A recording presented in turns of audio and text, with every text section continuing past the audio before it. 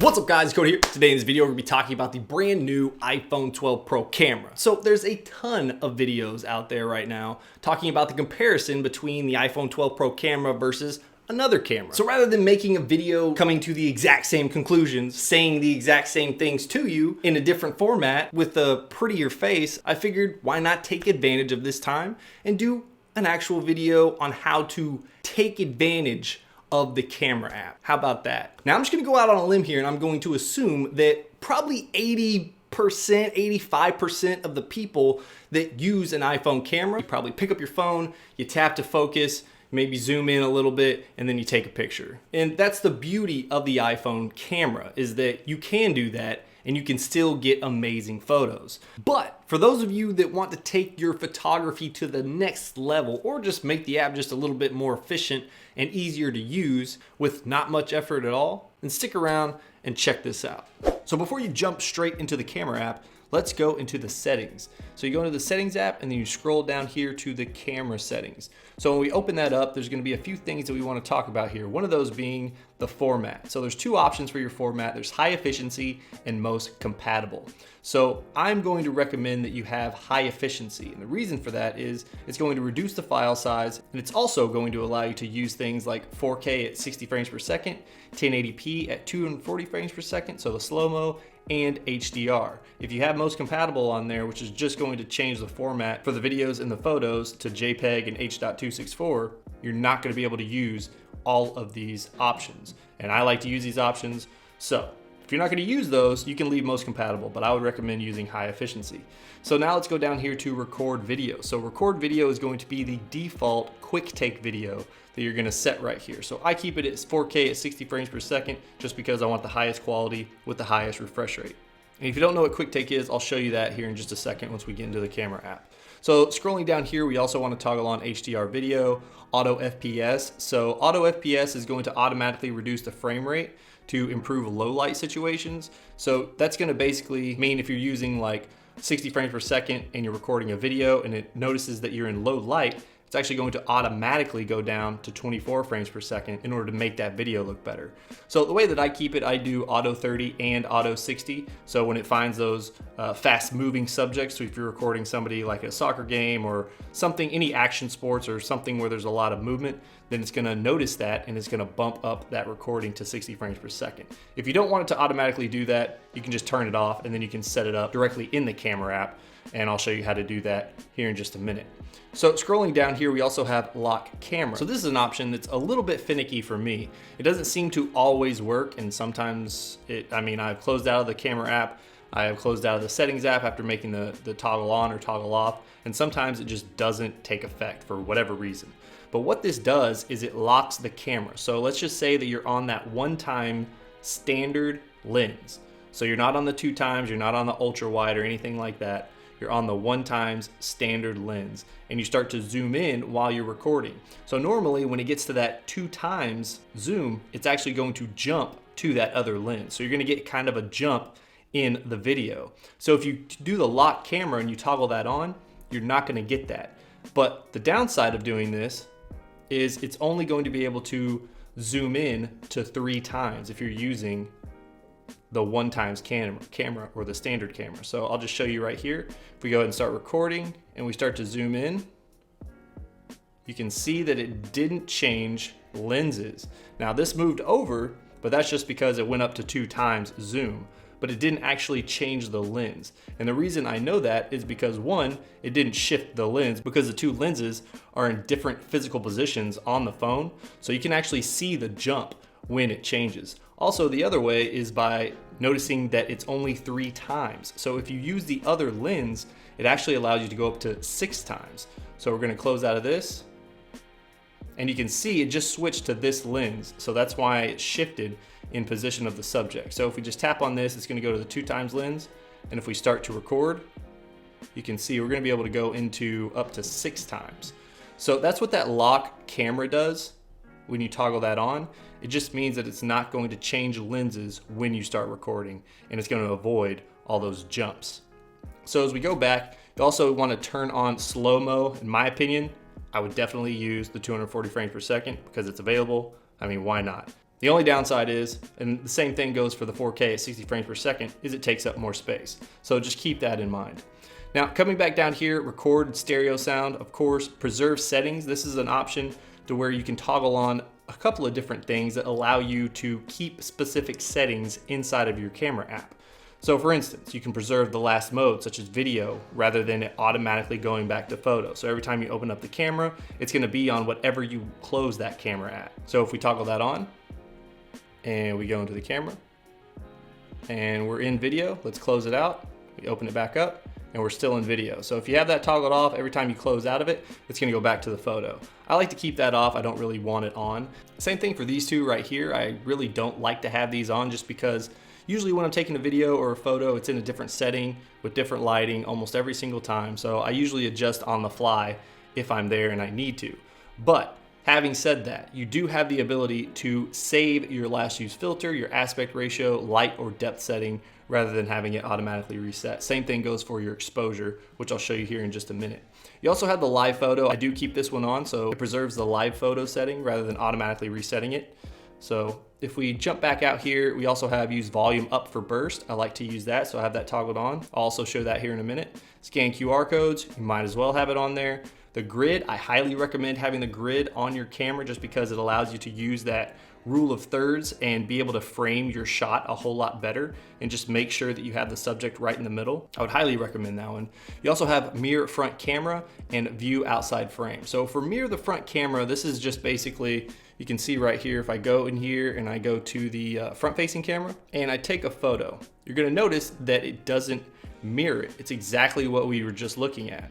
But if you toggle this off and then we go do it again, let's take a picture, and you can see that it's mirrored, just like that. So you can either set this up inside the settings if you always want it to not mirror or you always want it to mirror. You can do that right here, or you can do it really easily. If you take one, you can just go into editing and then flip it so it is mirrored. But this is gonna save you time if you always want it one way. So right down here, actually all these last 4 options, I just recommend having all 4 of those on. I don't really see an upside of having it toggled off. If you're having some weird issue maybe, then you can toggle these off, but in general, I would just keep all 4 of those toggled on. So let's jump out of this and go into the camera. So the first thing that I wanna talk about is this green light right up here. So that green light means that your camera is on. It could be your front facing camera, it could be your back facing camera, but that just means that something is accessing your camera. So this is gonna be really helpful if an application is actually using the camera that you don't know about. So that's just something to keep in mind. If you're not using FaceTime or your camera app or streaming or whatever you're doing, if you're not using something that you know is using the camera and it has that green light, then you need to take some action because something is not right. Now, the next thing I want to talk about are these little quick actions that you have up here at the top. So it's really nice to have these up top and really quick because sometimes you need to pop out your phone and just take a quick picture before the opportunity's gone. So you have your live photo right up here, and this is always good to have on because you have the opportunity to change the photo, and I'll show you that here in just a second. But it's also really easy to turn off. If you don't want to use it, you just tap on it and it's gone. Now over here for the flash, it's the same thing. You just tap on it and then it'll go into auto. And if we cover up the frame, you can see that we have night mode that will pop up too. So that just automatically detects it. You can tap on it, and if it's yellow, that means that it's turned on. Now there's a lot more options that you can go through too, and there's 2 ways to access those. One of those is just by tapping this little arrow right up here at the top, and it gives you all the options down here. The other way is to swipe up, and that's gonna give you all the options as well. I usually just swipe up or swipe to the left, just depending on what orientation I have the phone in. So down here you have a lot of options. Now again, that night mode is not gonna show up unless it senses that it needs night mode. And then in that night mode section, you can actually change the time frame that it'll take to expose and grab more light. So you can do that right there within that little section if it is available. Now, same thing goes for the live photo. You can turn that on, off, or auto live. So it's gonna detect when it needs to use that. So I usually like to keep it on just because, like I said, it's going to allow you to change the photo if you need to. So for instance, if I have live photo on and I drop these, let's just do it now. And now I can go into that photo, tap edit, and then you can see what the photo is, but I can actually change the keyframe. And the way to do that is you tap on the live photo right here, and then you can change the keyframe. So which one is the best one? So that's going to allow you to it just gives you kind of a safety if you do think that possibly your photo is not going to come out great, or it's a moving target and you just want to have the ability to switch it. So that's just an option for live photos. Now let's jump back out and go back to our settings down here. So next is the aspect ratio. So right here, if we tap on this, we normally shoot in 4:3, but you can also change this to square, which is a 1:1 ratio, or a 16:9. Now, keep in mind, if you take a picture in square or 16:9, you still have all the data in a 4:3 picture. So what I mean by that is, you'll notice if I change this to a square, that it's just going to literally shrink into a square. So it's gonna crop it, just like that. So same thing for 16:9. So what I mean by that is it's not going to actually show you more photo up here and down below just because it's 16:9. What it does is it zooms in and it crops the outside to basically crop it into a 16:9 photo. Now, one thing to keep in mind, when it does this, it still is taking this photo. It's just cropping it for you. So if you go ahead and go, let's just say we're gonna take a square photo, we take the picture, we tap over here, we tap on edit, we can actually still access the 4:3 photo. So you can see, we're gonna change our crop to freeform, and then we can actually access all that photo just like that. So while you can't see that part of the photo, it's still there if you use one of these 1:1 or 16:9 aspect ratios, which can be pretty helpful when editing photos. So let's go back to the camera here. And the next thing I want to talk about is exposure. So right here, you can set an exposure. So you can brighten it up, swiping over here, or make it darker by swiping all the way over here. Now, another way that you can do this without having to go into your settings is tapping and then just swiping up. That's going to allow you to quickly access the exposure. You can also swipe it down. Now, when you have something set down here, let's just say it's not on 0.0, you'll get a little icon right up there showing you what that exposure is at. So if I tap off this, it's gonna actually give you the 0.7 plus. And if we go back to 0, that little icon is gonna go away after I get out of the exposure. The next thing is the timer. So you have a timer right here, you have 3 seconds and 10 seconds, and it's gonna show you that you have a timer right there. Also, if you're taking the picture, it's going to flash every second before it takes a picture, just to indicate when that photo is coming. And the last one is the filters. So you can go through these if you'd like. You can set them and then save them by using those camera preserve buttons in the camera settings. So let's go back to the 4:3. Now the next thing I want to show you that you already know is that you can tap to focus on something. Something you might not know is you can focus lock if you tap and hold. That way it's not going to change if you have several subjects or several things in the frame. So that means that no matter what, it's not going to move. It's going to stay right there. But if you don't have it locked and you just tap to focus, you can lose that focus because it's just going to try to autofocus. So you can see that square is gone. So you have to tap and hold in order to keep that focus lock. So we'll go ahead and swipe those down and then swipe across to go to video. So for video, you can swipe up and you're only gonna get 2 options right here. One of those is the flash. So it's just gonna keep the flash on, like basically a flashlight while you record video. And then you have the exposure. So it's gonna work exactly the same way. You got your little icon right up there if you do change something, just to let you know. Now, the other thing to keep in mind is you can change what frames per second, as well as the quality of the video that you're shooting right up here just by tapping on it. So if I tap on the 4K, it's gonna go to HD. And we're at 60 frames per second. If I tap that, it'll drop down to 30 frames per second. Now I noticed if you use the 4K 60 frames per second for the quick take video, then it doesn't actually give you the ability to access the 720p at 30 frames per second. So keep that in mind. Honestly, nobody should be shooting in 720p with these types of phones anyways, in my opinion. But you know, you do what you do. Speaking of the quick take, I guess I should talk about that really quick. So in photos, you can tap and hold and it's going to start recording a video.